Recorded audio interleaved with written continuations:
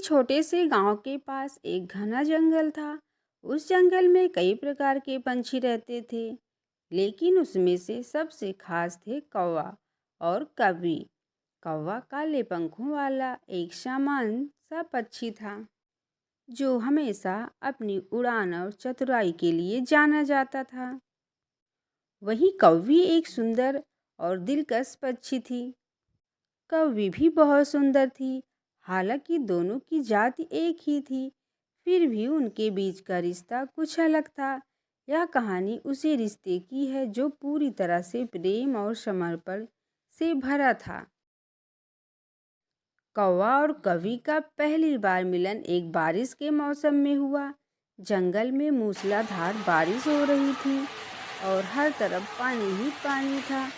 कवि एक पेड़ की शाखा पर बैठी थी और बारिश से बचने के लिए अपने पंखों को सिकोड़े हुई थी। तभी कौवा एक पेड़ के पास आकर बैठा और उसने देखा कि कौवी ठंडी और भीगी हुई लग रही है और उसके पंखों से पानी टपक रहा था। कौवा धीरे धीरे उसके पास गया और उसे देखा। कवि ने उसकी ओर देखा और हल्की सी मुस्कान दी, जैसे वह उसे जानती हो। कौवा थोड़ा शर्माया, लेकिन उसने अपनी आदत के अनुसार कवि से बात शुरू। तुम भीगी हुई हो, क्या तुमने किसी पेड़ की छांव में छिपने का सोचा नहीं? कौवा ने पूछा। कवि हंसी और बोली, तुम भी तो यहीं बैठे हो, फिर मुझे ही क्यों टोका जा रहा है? कौवा थोड़ा झेपते हुए बोला, तुम ठीक कहती हो, लेकिन इस बारिश में तुम बहुत कमजोर लग रही हो। मैं तुम्हारे लिए एक सुरक्षित जगह जानता हूँ, जहाँ तुम आराम से बैठ सकती हो। कवि ने उसकी बात मानी और कौवा के साथ एक दूसरे पेड़ के नीचे चली गई। दोनों वहीं पर बैठ गए और बारिश को देखते रहे। कौवा और कवि के बीच एक अनोखा संबंध बन गया था। वे एक दूसरे से धीरे धीरे जुड़ने लगे थे। कवि ने कौवा के बारे में जाना कि वह हमेशा दूसरों की मदद करने के लिए तैयार रहता था, और कौवा को यह समझ में आया कि कवि केवल सुंदर ही नहीं, बल्कि एक सशक्त और समझदार पंछी है। समय के साथ दोनों की मुलाकातें बढ़ने लगी। कौवा और कवि जंगल के अलग अलग हिस्सों में घूमते थे और एक दूसरे को अपनी आदतें और पसंद नापसंद बताते थे। कवि को पहाड़ों की ऊंचाइयों से उड़ना बहुत अच्छा लगता था, जबकि कौवा को नदी के किनारे बैठकर ताजगी से उड़ना पसंद था। दोनों में कभी कोई मतभेद नहीं हुआ, क्योंकि उनके दिलों में एक दूसरे के प्रति गहरी समझ और प्यार था।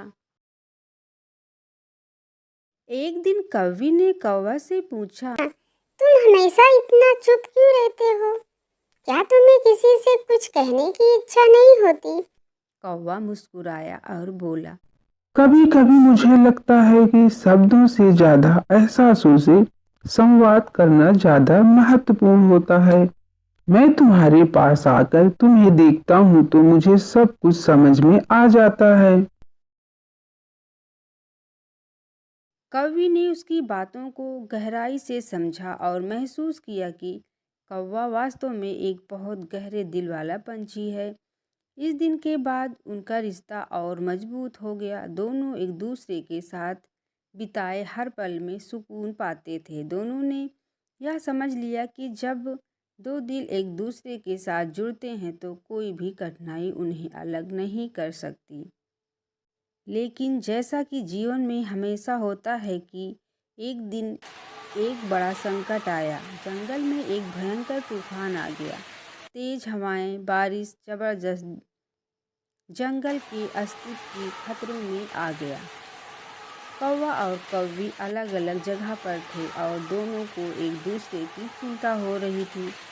कवि अपने घर की ओर भागी, लेकिन रास्ते में एक भारी पेड़ गिरने से वह फंस गई। वह डर के मारे कांप रही थी और मदद की उम्मीद कर रही थी। इसी दौरान कौवा अपनी तेज उड़ान से वहां आया। उसने देखा कि कौवी संकट में है और बिना किसी देरी के उसने अपनी चतुराई और साहस का परिचय दिया। वह उड़ता हुआ कौवे के पास आ गया और उसने अपने मजबूत पंजों से पेड़ को हटाया ताकि कौवे को बाहर निकाला जा सके। दोनों अब सुरक्षित थे, लेकिन तूफान की तबाही ने उन्हें बहुत कुछ सिखा दिया था। कौवे ने कौवे का धन्यवाद करते हुए कहा, तुम्हारी वजह से ही मैं सुरक्षित हूँ। तुम्हारी साहसिकता और तुम्हारा प्यार ही मुझे जीवन देता है। कौवा हल्की सी मुस्कान के साथ बोला, तुम मेरे साथ हो, यही मेरे लिए सबसे बड़ी राहत है। साथ रहकर हम किसी भी तूफान का सामना कर सकते हैं। उस तूफान के बाद कौवा और कौवी का प्यार और भी गहरा हो गया। वे समझ चुके थे कि जीवन में कभी भी कठिनाइयाँ आ सकती हैं, लेकिन अगर हम साथ हों तो वे हर मुश्किल का सामना कर सकते हैं। दोनों ने मिलकर जंगल में एक सुरक्षित स्थान ढूंढा, जहां वे हमेशा एक साथ रह सकते थे। वे न केवल प्रेमी बल्कि एक दूसरे के साथी और दोस्त भी बन चुके थे। इस तरह कौवा और कौवी की प्रेम कहानी ने यह सिखाया कि प्रेम केवल शब्दों का नहीं बल्कि एक दूसरे की मदद और समझ का भी होता है। अगर दो दिल सच्चे होते हैं तो कोई भी कठिनाई उन्हें अलग नहीं कर सकती। और यही कौवा और कौवी के प्रेम का असली अर्थ, समझ, साहस और समर्पण।